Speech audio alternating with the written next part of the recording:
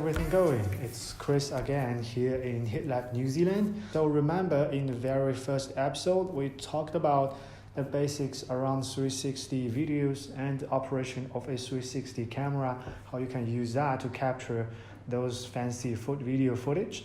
And I also touched a little about like what you can do to export the video footage from the camera to your computer, do some processing and upload it to different platforms to share or playback.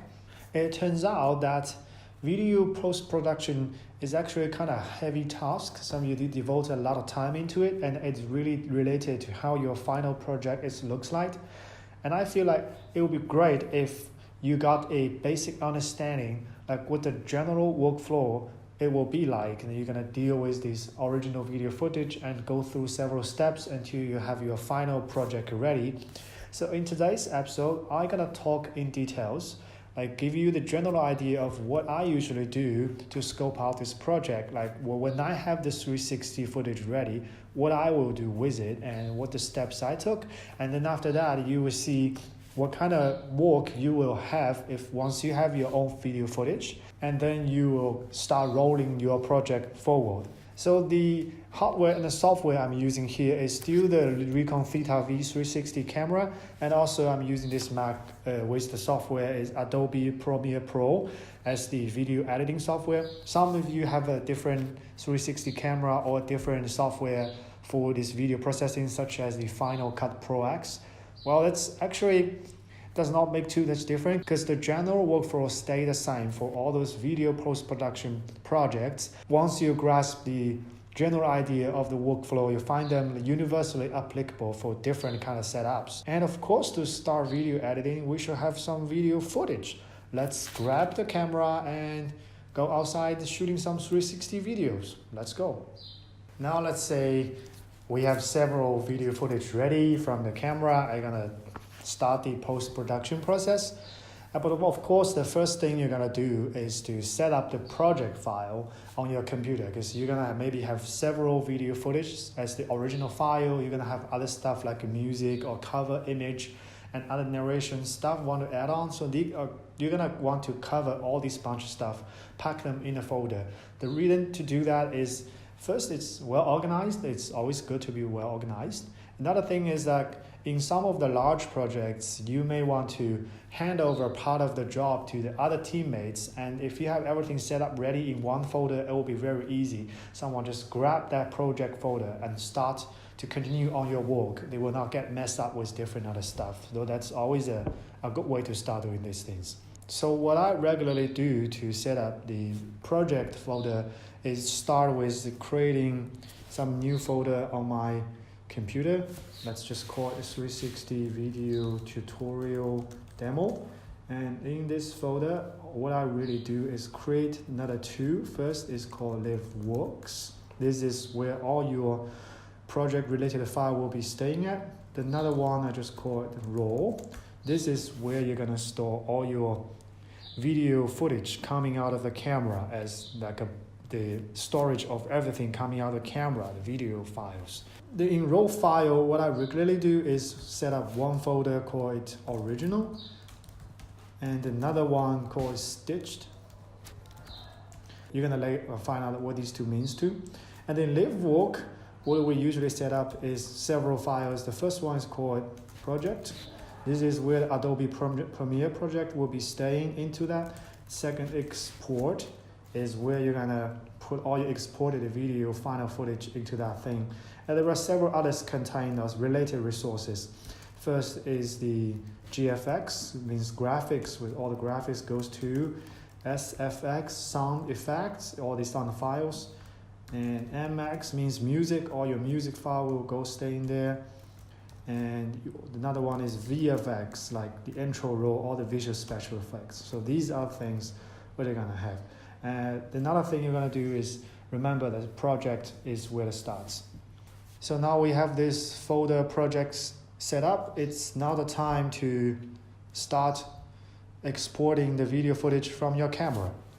So to get the video footage out of your camera, the first thing we're gonna do is go to the Recon website and download a few of the apps. like the one I'm working on with the Mac. So what you need to do is this a basic app for Mac. You're gonna download this one, and also the file transfer map.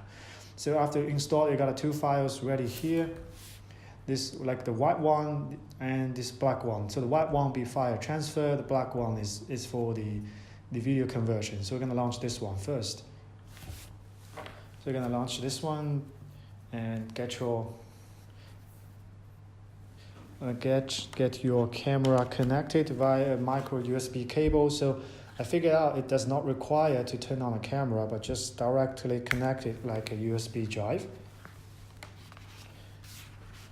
And it will just show up on here. So these are all the video footages I just went out took today. So what we're gonna do is gonna select these ones, check the dates, and drag them to download file. They're gonna start rolling this kind of files to the download file, the download folder. So now I got these video files ready in the folder over here. And what I need to do is to drag into the raw folder, into the project one. Like I mentioned, I got original, I got stitched. I'm gonna put these three out of the camera into the original one. Because if you look at them right now, they are kind of like this fish eye shape like ones, because they are coming out of the two lenses of the camera. They separately stayed in that way, so this is not usable for this stage. What you're gonna do next is to stitch the 360 video footage, the original one, into a generic video which like all in one piece. Then we can use it in Adobe Premiere for auto editing. So what we're gonna do is to launch the Recon Theta app over here. I'm gonna close this one first. So this is pretty simple. What you're gonna do is just to select all these three video files, drag into over here. They're gonna ask you like to confirm you have all the video files set up, and you want to leave this one on. You use the top and bottom correction, but remember, do not click this one. Do not check this one. This is gonna be reduction to Full HD. All we have is 4K resolution. Like what I mentioned, is 360 video. The baseline is 4K. If you reduce it to Full HD, the resolution is gonna lose a lot. And the output is fine. It's always gonna output the video, process the video file back to the original folder. And with the ER as the extension of the name, you're gonna find out later. So we click start, it's gonna start rolling, start converting all these kind of things to take couple minutes. When not ready, the video files will all be just beside the original files. So now you get your original video files ready, processed, stitched. They are all in this kind of rectangular shape, like you see in this folder over here. Now you find like they are all ER files as extension, and if you like preview one of them, they are not no more like that fish eye round shape. Now they are being stitched and processed into one video file. It's distorted in this way, but of course it's fine because you are now looking at the screen. If later on in a 360 video file, they're gonna find it all normal.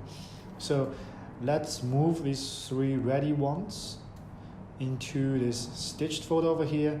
So you're gonna start working on these. These are the ones we're going to run into Adobe Premiere.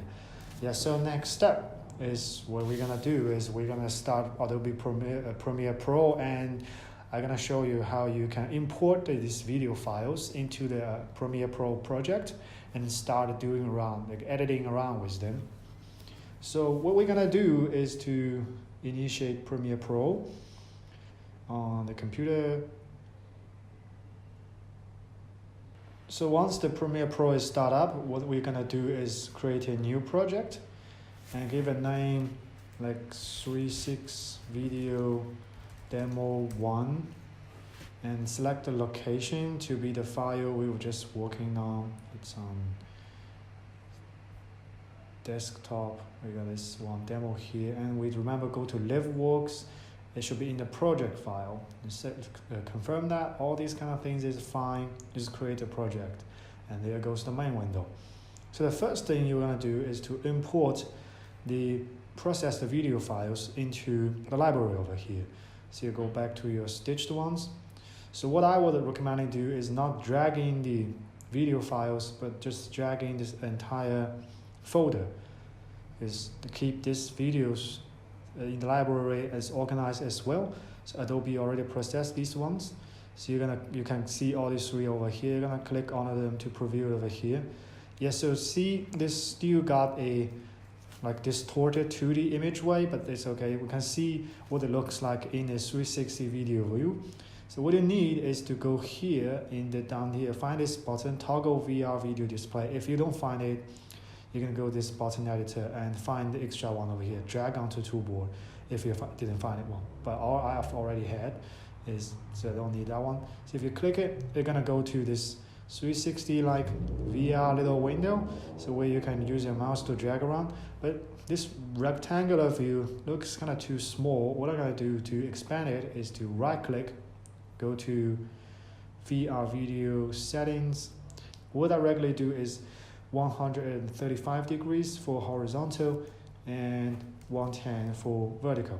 It gives much wider view, so you can drag around, see what's in the scene, what your video looks like, and it's now no more distorted. And if you can hit play button and you will see the video is now playing, and it's just like a normal 360 video.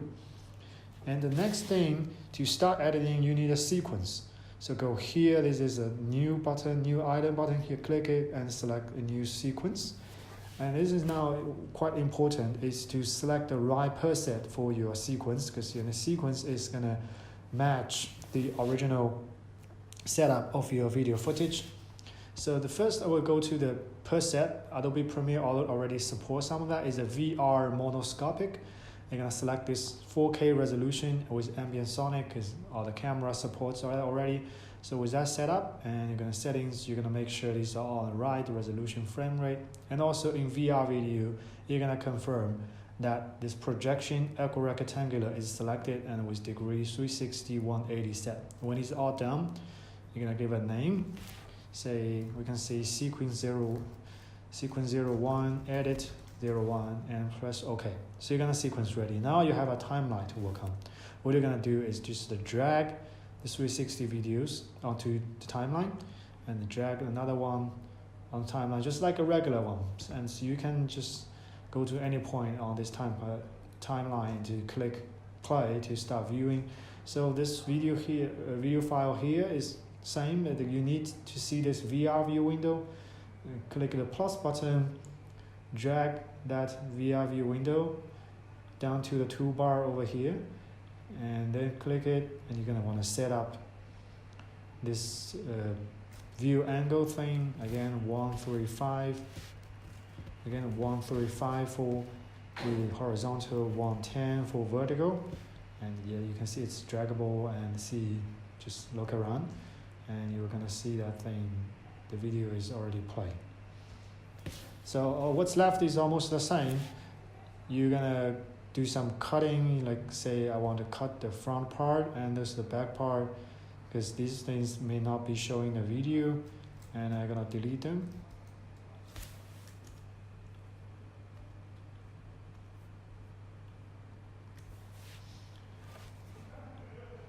Remove the blank part. And also what I want to do is add some like background music. I go to the project file, music, and there's one over here.